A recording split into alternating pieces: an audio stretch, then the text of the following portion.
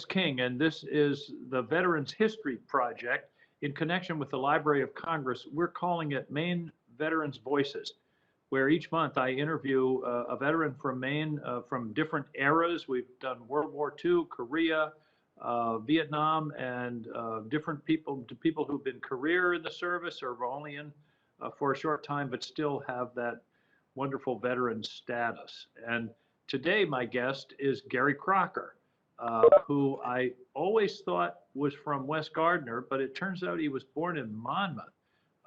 And what we want to do is talk to Gary about his experience in the service, particularly in Vietnam, where he was under fire on his ship. And we're going to discuss that in a few minutes. Gary, how are you, man? I'm good. How are you, my friend?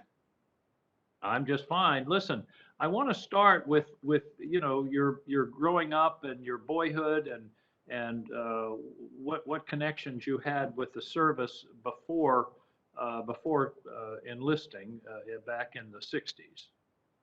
Well, as I tell people, I had an idyllic childhood. I grew up in a perfect Maine town, had a mill right in the center of it where many of my relatives worked. Not my dad, but many of my relatives, including my granddad. I played Little League Baseball. I did all the things kids did in the 50s and 60s that made us all who we were. And every morning when I went down to wait for the school bus at the bottom of the street I lived on, which was New Street in North Monmouth, Maine, I would stand and wait for the bus right in front of the Roll of Honor. And the Roll of Honor included the names of mostly men, maybe all men, I'm not sure, who served in World War I, World War II, and Korea at the time. And my dad's name was on that Roll of Honor. And I used to stand, I can't tell you the number of times I stood in front of that Roll of Honor and looked at my father's name proudly, because I knew he had told me that he quit high school. And he went to Winthrop High School, quit high school, never came back to high school, actually got his GED in the military, but he fought in the Philippines in World War II. So at that point, every time I looked at that, it reinforced the idea that at some point in my life, I was going to join the military. And at the time, because my father was an Army veteran, I was thinking the Army's the place to go. But the more stories I heard about fighting, hand-to-hand fighting in the Philippines from my father, the more the Navy looked more appropriate.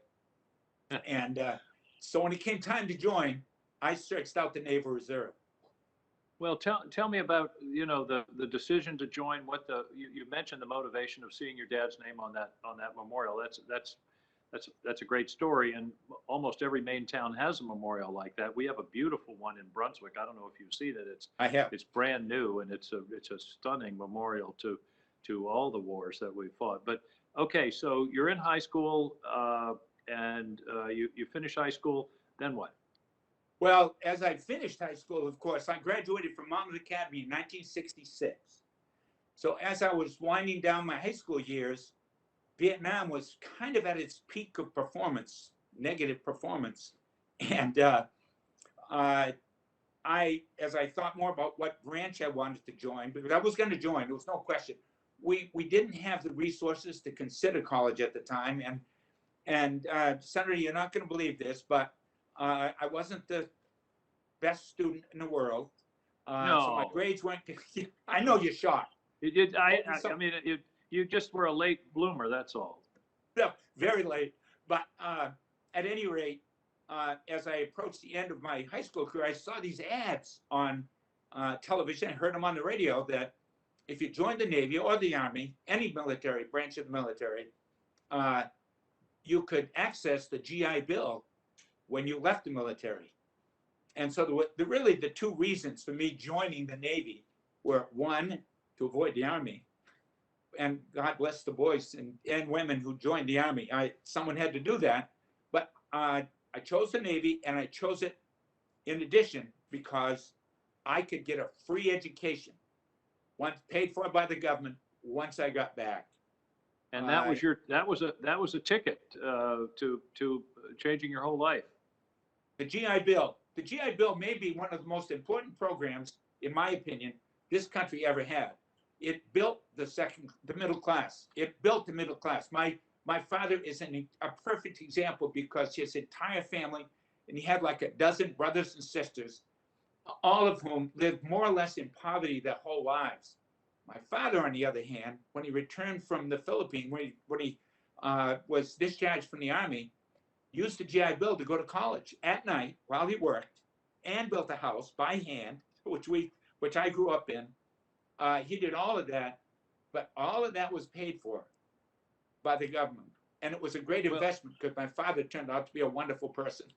I absolutely agree with you. In fact, I've been saying during this year, as we've been talking about infrastructure and legislation down here, that the two most important economic development programs of the 20th century were the GI Bill and the interstate highway system. And that's why I'm such a big supporter of free community college, K through 12. I mean, I don't consider that spending so much as I do an investment. And in your case, it was an absolutely investment. Okay, so you enlist in the Navy. I bet you they send you out to Great Lakes, right? They did. And I joined at the right time because it was midwinter. And that's the best time to visit the Great Lakes because you get to go outside and experience sub-zero temperatures in a uniform and little else. I stood guard. I did something wrong one day. Again, you'll be shocked at that. But whatever mistake I made, and if you didn't make a mistake, they'd make one up. But at any rate, I ended up, because it's all part of the training, I ended up guarding a dumpster all night long in very light clothing. By the end of the night, I was ready to behave myself, do exactly what I was told. As I've told people, once you join the military, you've pretty much made your last decision for a while. Because you're going to be told what you're going to do. And that's what happened. So I went through training boot camp. And an interesting quick aside on that. We got halfway through boot camp. We got a break. We were allowed to go into Chicago on leave for one day. And I'm walking down the street in Chicago, Illinois. And little Gary Crocker from North Monmouth, Maine, who worked for Chick Brothers Orchards in the summertime, and the fall, picking apples and thinning apples in the summer.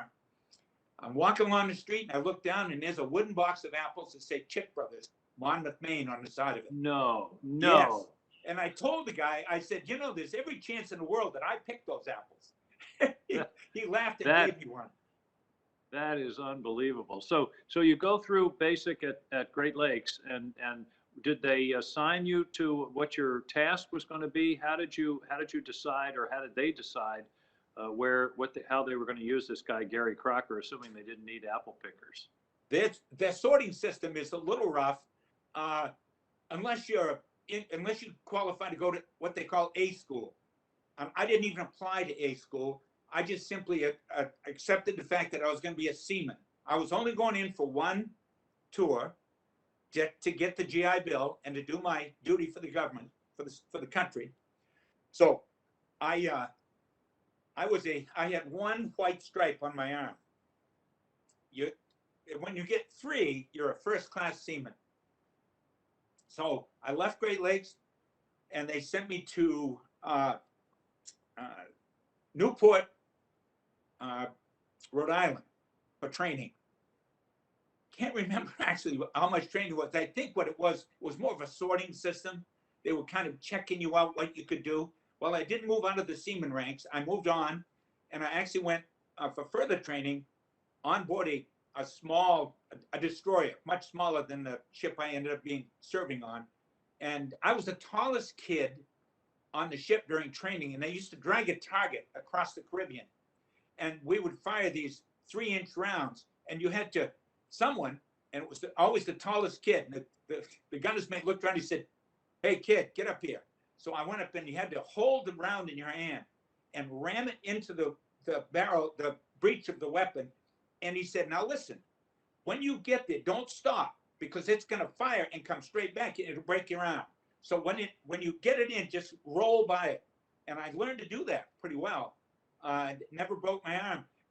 What happened though, once I did panic and I locked it, and it jammed up, and the gunner's mate was not happy because he was competing with fellow gunner's mates to see who could hit the most targets, and I failed him. And one more time, I was in trouble with my shipmates. But so after that training, they sent me to Boston, and I lived under the end of that bridge that goes from Maine into Boston, not the new one. The Tobin Bridge. The Tobin Bridge. The next time you drive over the Tobin Bridge and you're going into Boston, if you look down to the left, just before you get to Old Ironsides, there's a whole long set of long buildings there. Those were barracks back in the day when I was in the Navy in the late 60s. I lived there waiting for an assignment. Every day I would check, and every day we would polish floors or chip paint or do some mindless task. And then all of a sudden one day it showed up. I was being assigned to the USS Boston, which I thought was great, the Boston. And then it said, it's assigned to Westpac. And I went, Westpac? I said to a guy, what's Westpac? He said, it's spelled Vietnam. So I said, oh, great. Western Pacific. Western Pacific. The Navy's great on jamming words together. They do it all the time, and I'm sure you hear it all the time as a senator. They make up acronyms for everything. So now what kind of ship was the USS Boston? USS Boston was a heavy cruiser, but it also had, and as a heavy cruiser, its number was CA-69. But when I was on it, it had changed, and they had added missile launchers to the back, so they made it an attack cruiser. So then it was changed to CAG-1. Interestingly enough, our sister ship was CAG-2, and it was the Canberra out of Australia. Huh. Most cruisers are named after U.S. cities. And, of course, battleships are named after states. But for some reason, we were very connected to Australia in those days, very connected, at least militarily. And they stepped up for us in a big way. Now, where did you join the ship? Was the ship on the West Coast, or did you sail around? No, it had come through the Panama Canal, came into Boston and went into dry dock. And as a seaman, I now had 3 stripes. I had somehow gained all 3 stripes. So I was a first-class seaman, and it doesn't mean a lot. You still end up chipping paint. It was sub-zero.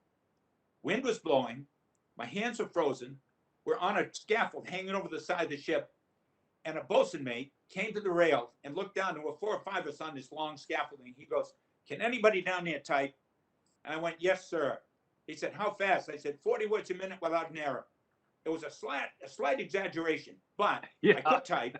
I took typing at Monmouth Academy. And he said, get up here. You're the captain's yeoman. So I went without A school all the way from first-class seaman chip and paint to the captain's yeoman in about 30 seconds. So and the important change was that you were in the warmth. I was in the warmth, and they didn't give me a typing test because my fingers are frozen. Listen, I took painting. I took typing at adult ed at Skowhegan High School when I lived up in Skowhegan, but I had to leave in the middle of the course, so I can only type certain words. I can't, I don't have all the letters, but that's another story. So anyway, so you're typing. You're doing what? Reports and orders and that kind of thing. Doing reports, sending messages, for the letters for the captain, putting out daily notices to the ship, that kind of thing. And actually, I shifted from the captain's yeoman to the chaplain's yeoman at one point because they needed someone to run the library. So I ended up running the ship's library, and that was even better duty. And so everywhere we went, I was in press dungarees. I never once chipped paint. I did, however, Holystone. Some of the older ships, including the New Jersey, which was a battleship that came to Vietnam and took our place on the line when we left. Battleship's the biggest fighting ship in the Navy. The battleship New Jersey came over. They have the same thing, teak wood decks. Teak is one of the few woods that won't float. It's so dense, it absorbs the impact of bombs better than steel. So the decks of the New Jersey, the decks of the Boston were teak wood, and to take care of those decks, they would holystone. What holystone is, it's a piece of pumice. And the reason it's called holystoning is that The pumice is about the size of a Bible. It has a hole in the top of it, and you get what looks like a mop handle, and you stand side by side with other sailors all the way down the deck, and you get into a rhythm. You hold on to it, and you move left and right for about 20 or 25 cycles, and then you move to the next board, and you do it again. And when you're done, the deck is perfectly white. It looks beautiful. It's smooth. It's like sanding the whole thing and cleaning it out. So I did have to do that, and I did have, when we finally left Boston, we had to, of course, sail through the Panama Canal. My first airplane ride was to Great Lakes. My first shipboard ride was down the east coast of the Panama Canal, which, by the way, was designed by a resident of West Garden, Maine. True story. You can look it up. John Stevens taught himself to be an engineer. He was born and raised in a house about a mile from where Ellen and I live. And if you look up designer on the Panama Canal, it'll say John Stevens, West Garden, Maine. Well, I can't resist. You know, that canal is the subject of one of the world's great palindromes. Yes. About Roosevelt. A man, a plan, a canal, Panama. But you can't resist. I don't blame you. See, now you do what your staff said you couldn't do. There are certain things you just can't resist. Okay, so you're going down the East Coast. You go through the Panama Canal and into the Pacific. How many people are on this ship, approximately? Roughly 1,000 people, give or take. So it's big ship. Big ship. The only thing bigger, as I said, well, aircraft carriers are large, much larger. They're a floating city.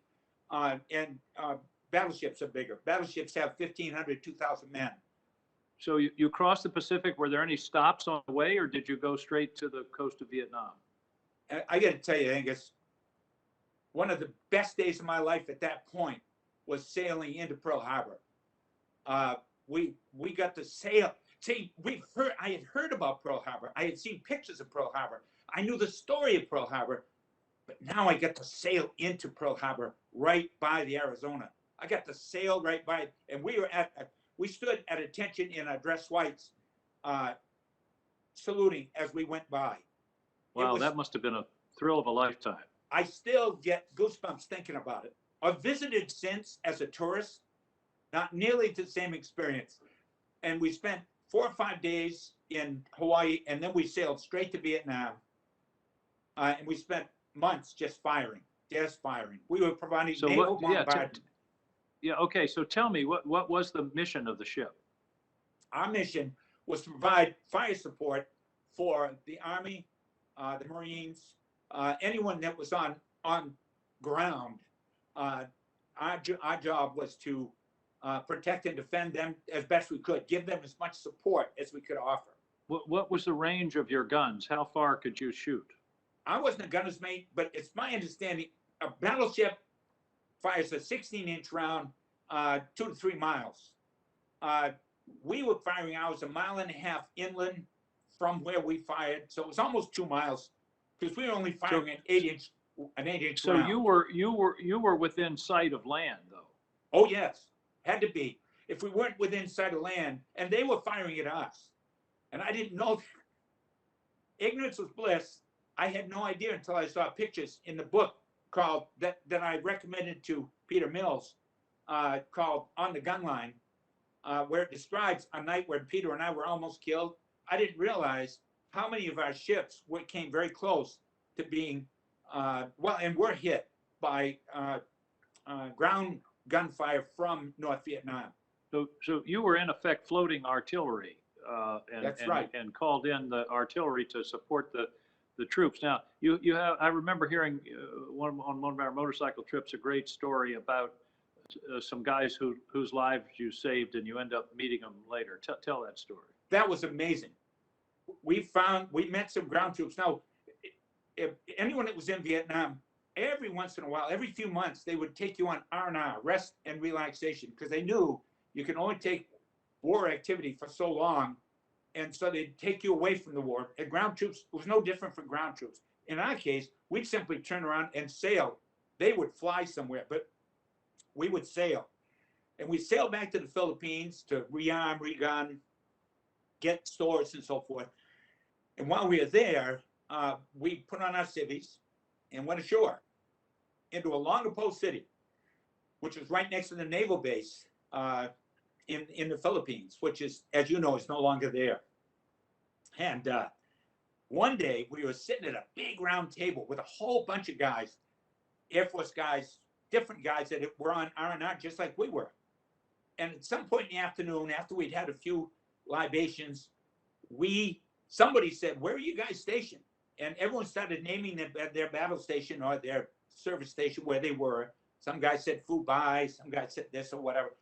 And when we said the USS Boston, 3 guys stood up on the other side of the table, raised the glass and said, "Thank you, boys." We said, "Why?" They said, "Well, we were surrounded.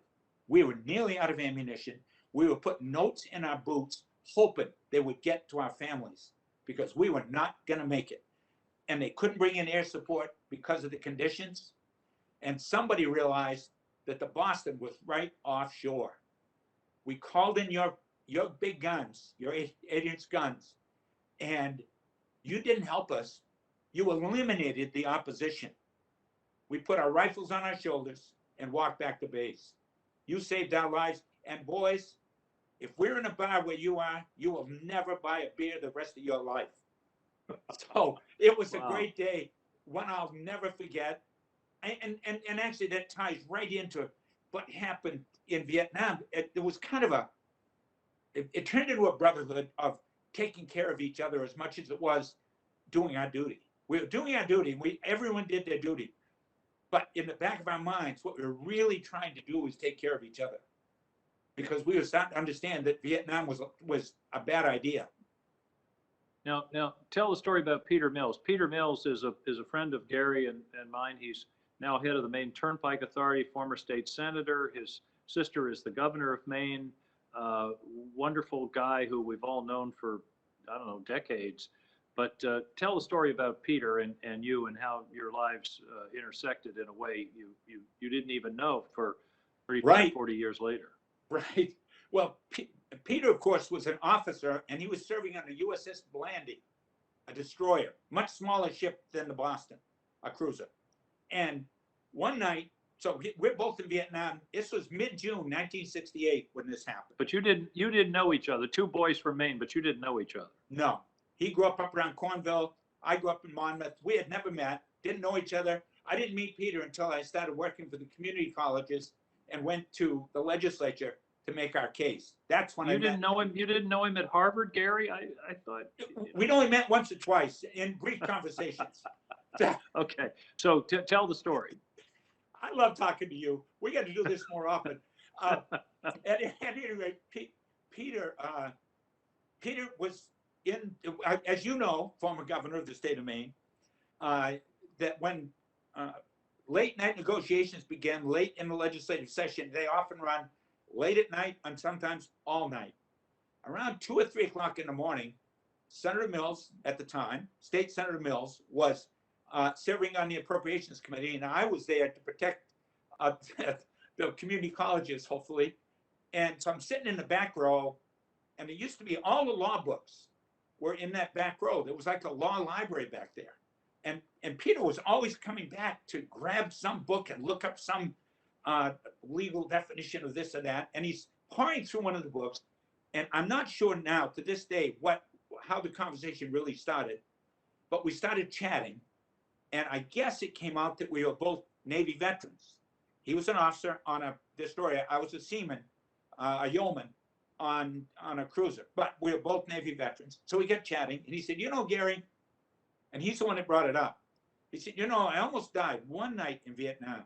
I said, "Really? What happened?" He said, "Well, I was on the USS Boston, and I was a intelligence officer, and I was on duty this one particular night, late at night. Turns out in this book, it's described, that night is described in On the Gun Line, the book that I have, that I recommended to Peter.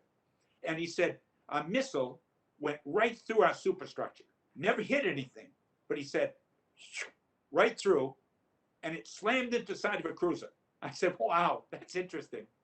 I was on that cruiser." And he goes, "What?"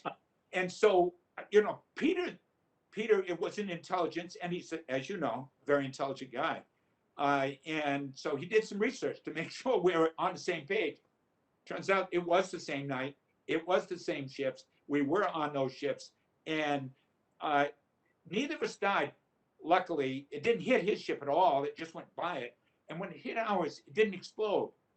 It was a faulty missile fired from an F-4 Phantom jet, United States Air Force.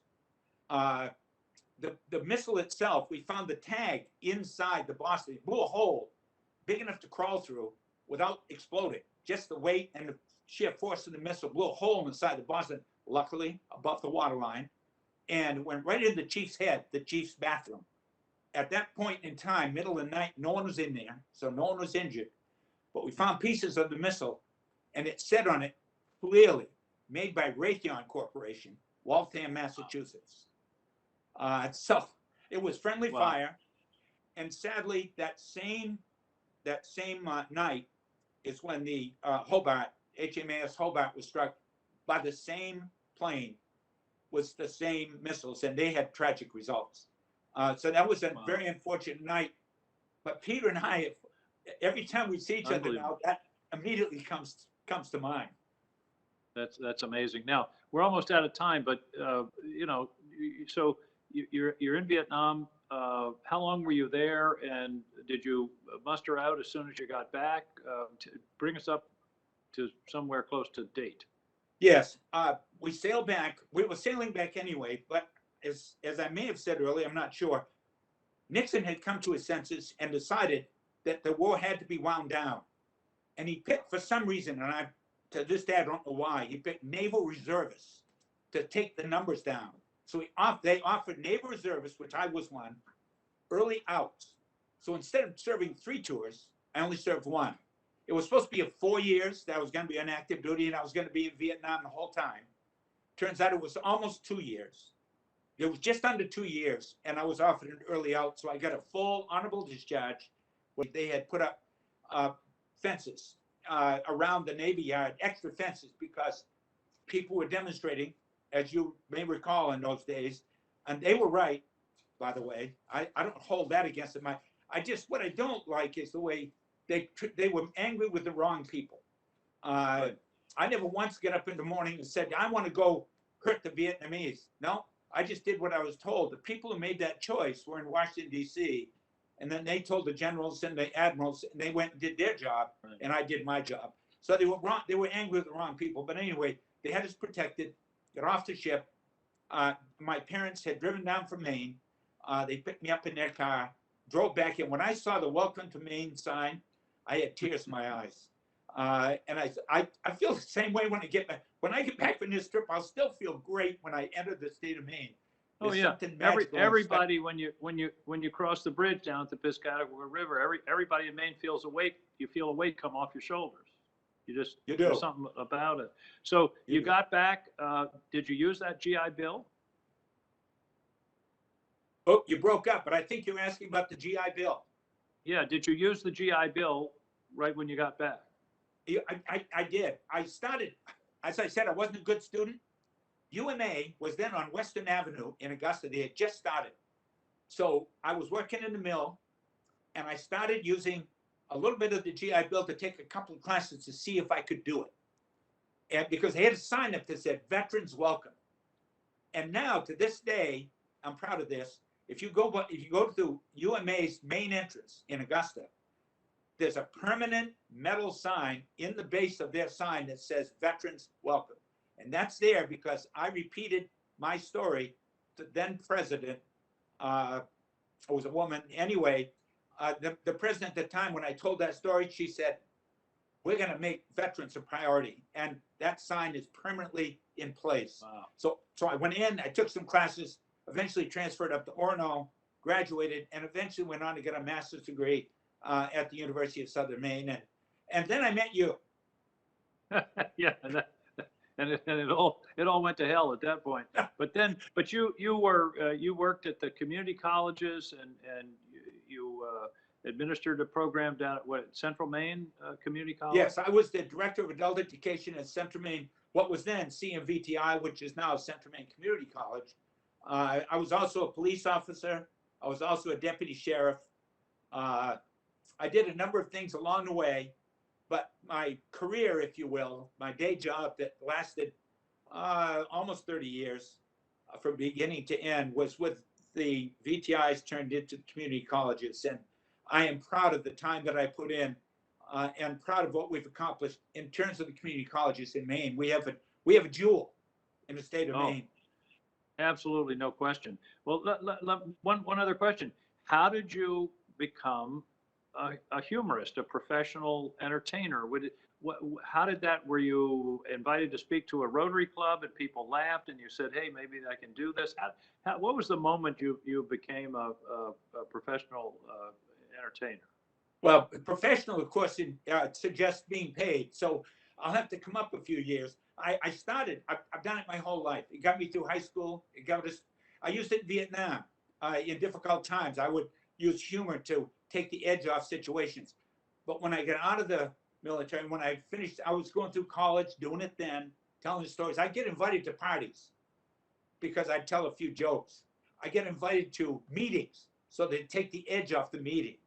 And then I realized when I married Ellen, she said, if you're going to keep doing this, we got to make it a business. So I started charging a fee, and I usually do these days, except that COVID kind of took that away from me.